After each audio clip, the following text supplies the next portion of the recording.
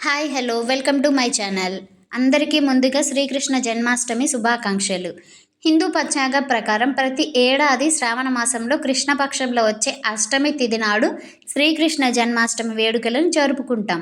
ఈ పవిత్రమైన రోజున ప్రపంచవ్యాప్తంగా జన్మాష్టమి లేదా గోకులాష్టమి వేడుకలను ఎంతో ఉత్సాహంగా జరుపుకుంటాం. ఈ సందర్భంగా శ్రీకృష్ణాష్టమి ప్రాముఖ్యత, కన్నయ్య లీలల గురించి కొన్ని ఆసక్తికరమైన విషయాలు చూద్దాం. ఇప్పుడు లోకానికి గురువు. గీతను బోధించే లోకంలో ఉండే ప్రతి ఒక్కరికి దారి చూపాడు. చిన్నతనంలో కన్నయ్య అల్లరి పిడుగుగా తన చిలిపి చేష్టలతో జీవిత పరమార్థాన్ని వివరించాడు. వెన్నదొంగగా మారి గోపికలతో పాటు అందరి మనసులను దోచుకున్నాడు.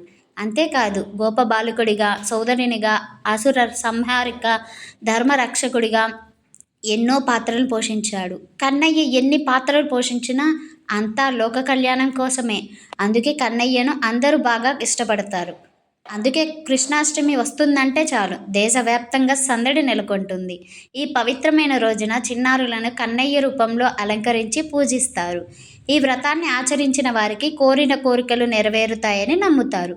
ఈ నేపథ్యంలో ఈ ఏడాది కృష్ణాష్టమి ఆగస్టు 26న సోమవారం నాడు వచ్చింది. ఈ సందర్భంగా కృష్ణుడి గురించి, కృష్ణాష్టమి విశిష్టత గురించి ఇప్పుడు తెలుసుకుందాం. కన్నయ్య జన్మ రహస్యం ఏంటంటే, భాగవతం ప్రకారం పరమ రాక్షసుడైన కంసుడి చెల్లెలు దేవకి తనకి ఆమె అంటే ఎంతో ప్రేమ. తనకు వసుదేవుడితో వివాహం జరిపించి అత్తారింటికి పంపే సమయంలో ఆకాశవాణి తన చెల్లెలి కడుపులో 8వ సంతానంగా పుట్టే కుమారుడు కంసుడిని అంతమొందిస్తాడని చెబుతుంది. దీంతో ఆగ్రహానికి గురైన కంసుడు తన చెల్లెలు దేవకి బావ వసుదేవులతో కర్మాగారంలో బంధిస్తాడు. వారికి పుట్టిన బిడ్డలను పురిట్లోనే చంపేస్తుంటాడు. 8వ సంతానంగా అలా 7 చిన్నారులను కోల్పోయిన దేవకి 8వసారి గర్భం దాలుస్తుంది. ఆ బిడ్డ తన అంతు చూస్తాడని కంసుడికి ముందుగానే తెలుసు. కాబట్టి కారాగారం వద్ద భద్రతను మరింత పటిష్టం చేస్తాడు. అయితే నెలలు నిండిన దేవకి శ్రావణ మాసంలో బహుళ అష్టమి నాడు రోహిణి నక్షత్రం వేళ అర్ధరాత్రి వేళ శ్రీకృష్ణుడు జన్మించాడు. తనని ఎలాగైనా రక్షించుకుంటారు దేవకి వసుదేవులు.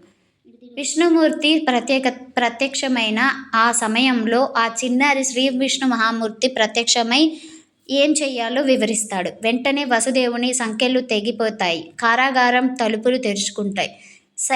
సైనికులు సొమ్ముసిల్లి పడిపోతారు. ఆ బాలకృష్ణుడిని వసుదేవుడు బుట్టలో నిద్రపుచ్చి రేపల్లెకు బయలుదేరుతాడు. అప్పుడు దారిలో కుండపోత వర్షం కురుస్తుంది. కన్నయ్యపై వర్షపు చినుకులు పడకుండా ఆదిశేషుడు పడగలా మారి గొడుగు పడతాడు. ఆ తర్వాత వసుదేవుడు యమునా నది దాటుకుంటూ వెళ్ళి రేపల్లె చేరుకుంటాడు. అక్కడ యాదవరాజైన నందుని భార్య యశోద ఆడపిల్లకు జన్మనిస్తుంది. అది గమనించిన వసుదేవుడు కన్నయ్యను యశోద పక్కన పడుకోబెట్టి ఆడపిల్లను తన చేతుల్లోకి తీసుకొని అక్కడ నుండి తిరిగి కారాగారానికి తీసుకెళ్తాడు. అప్పుడు తన సంకెళ్ళు వాటికవే పడతాయి. భటులు మేల్కొంటారు. పసిబిడ్డ ఏడుపులు విని కంసుని సంహారం చేరవేస్తారు. గోకులాష్టమి. ఆకాశవాణి చెప్పిన ప్రకారం మగబిడ్డ పుట్టాలి. ఆడపిల్ల పుట్టిందని, తన వల్ల కంసుడికి ఎలాంటి ప్రమాదం ఉండదని దేవకిని ఎంత బతిమాలినా కంసుడు పట్టించుకోకుండా చంపడానికి ప్రయత్నిస్తాడు. అప్పుడే ఆ పాప యోగమాయగా మారి కంసుడిని దొరక్కుండా పైకి ఎగసి నిన్ను చంపేవాడు పుట్టాడు, రేపల్లెలో పెరుగుతున్నాడు అని చెప్పి మాయమవుతుంది. మరోవైపు రేపల్లెలో నందుడి ఇంట మగబిడ్డ జన్మించడంతో రేపల్లెలో పెద్ద ఉత్సవం జరిపిస్తారు. అదే గోకులాష్టమిగా ప్రసిద్ధికెక్కింది. వేణుమాధవుని ఆశీస్సుల కోసం శ్రీకృష్ణ జన్మాష్టమి రోజున కన్నయ్యకు వెండి వేణువులు సమర్పిస్తారు.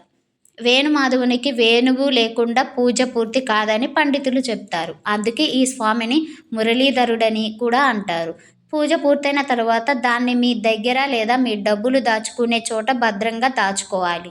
ఇలా చేయడం వల్ల మీకు వేణుమాధవుని ఆశీస్సులు లభించాలి. జన్మాష్టమి రోజున కన్నయ్యకు ఎంతో ఇష్టమైన వెన్న, రాతి, పంచదారను నైవేద్యంగా సమర్పించాలి. ఈ నైవేద్యాన్ని ఏడాదిలోపు పిల్లలకు తినిపించాలి. అలాగే అందంగా అలంకరించబడిన ఉయ్యాల తెచ్చి శ్రీకృష్ణుడి విగ్రహంతో తూకం వేయాలి. తులసిని సమర్పించాలి. శ్రీకృష్ణాష్టమి రోజున నైవేద్యాలు లేని పూజ సంపూర్ణమని పండితులు చెప్తుంటారు. అందుకే ఈ పండగ పూట మీరు ఏ ప్రసాదం చేసినా అందులో తులసి దళాన్ని తప్పనిసరిగా సమర్పించాలి. ఎందుకంటే తులసి శ్రీకృష్ణుడికి ఎంతో ప్రీతికరమైనది. ఈ పండుగ వేళ తులసి దళాన్ని సమర్పించడం వల్ల కన్నయ్య అనుగ్రహం సులభంగా దొరుకుతుందని చాలామంది నమ్ముతారు. అలాగే రక్షాబంధన్ రోజున శ్రీకృష్ణుడికి రాఖీ ఎలా కడతారో ఈ పండగ పూట శ్రీకృష్ణుడికి బలరాముడికి రాఖీ కట్టాలి. అదేవిధంగా కన్నయ్యకు ఇష్టమైన మల్లె పువ్వులు, పారిజాతం లేదా దేవగాని పువ్వులను సమర్పించాలి.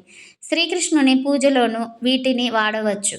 శ్రీకృష్ణాష్టమి రోజున ధార్మిక స్థలానికి వెళ్ళి మీ సామర్థ్యం మేరకు పండ్లు, ధాన్యాలు, బట్టలను దానం చేయాలి. శ్రీకృష్ణుని జన్మాష్టమి రోజున కృష్ణుడు ఇంట్లోకి రావాలని ఆశిస్తూ వాకిట్లో బియ్యపు పిండి లేదా ముగ్గులతో బాలగోపాలుడి పాదాలను తీర్చిదిద్దడంతో పండుగ వాతావరణం మొదలవుతుంది.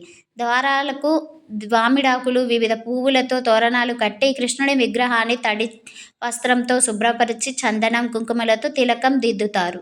కృష్ణుని విగ్రహాన్ని, పూజా మందిరాన్ని పువ్వులతో అలంకరిస్తారు. అక్షింతలు, ధూపదీపాలతో పూజిస్తారు. పాయసం, వడపప్పు, చక్కెర పొంగలి లాంటి ప్రసాదాలతో పాటు సొంటి, బెల్లంతో చేసిన పానకం, వెన్న, మీగడ, పాలు నైవేద్యంగా పెడతారు. ముఖ్యంగా అటుకులను తప్పనిసరిగా సమర్పిస్తారు. కృష్ణుడికి కుచేలుడు ప్రేమగా అటుకులను ఇచ్చాడు. ఆ అటుకులు తీసుకొని కుచేలునికి సర్వం ప్రసాదిస్తాడు. కనుక ఈ పర్వదినాన బెల్లం కలిపిన అటుకులను పూజలో తప్పకుండా ఉంచుతారు. శ్రీకృష్ణ జన్మాష్టమి పురస్కరించుకొని అష్టమి నాడు ఉపవాసం ఉండి నవమి గడియల్లో పారణతో ముగిస్తారు. ఇంద్రియాలను అదుపులో ఉంచుకోవాలి. ఆ శ్రీకృష్ణుని ఆశీస్సులు అందరికీ ఎల్లవేళలా ఉండాలని మనస్ఫూర్తిగా కోరుకుంటూ మరొకసారి అందరికీ శ్రీకృష్ణ జన్మాష్టమి శుభాకాంక్షలు. మీరు మీ పండుగ ఎలా జరుపుకున్నారో కామెంట్ సెక్షన్లో నాకు చెప్పడం మర్చిపోకండి. అలానే ఈ వీడియో మీకు నచ్చితే మీ ఫ్రెండ్స్కి, రిలేటివ్స్కి, మీ ఫ్యామిలీ మెంబర్స్కి షేర్ చేయడం అస్సలు మర్చిపోవద్దు. అలానే ప్లీజ్ లైక్ చేయండి, ఇంకొక నలుగురికి షేర్ అవుతుంది. అలానే కామెంట్ సెక్షన్లో నేను చెప్పింది మీకు అర్థమైందా, నచ్చిందా లేదా అనేది కూడా కామెంట్ చేయడం మర్చిపోవద్దు. అలానే ప్లీజ్ నా ఛానల్ సబ్స్క్రైబ్ చేసి సపోర్ట్ చేయండి. మంచి మంచి వీడియోస్తో మీ ముందుకు వస్తూ ఉంటాను. అలానే ఈ వీడియో మీకు నచ్చిందని అనుకుంటున్నాను. ఇంతవరకు ఈ వీడియోని చూసినందుకు, విన్నందుకు అందరికీ హృదయపూర్వక ధన్యవాదములు. ప్లీజ్ సబ్స్క్రైబ్ చేయండి, లైక్ చేయండి, షేర్ చేయండి, కామెంట్ చేయడం అసలు మర్చిపోవద్దు. Thank you so much for watching. Bye bye. జై శ్రీకృష్ణ. జై రాధే కృష్ణ.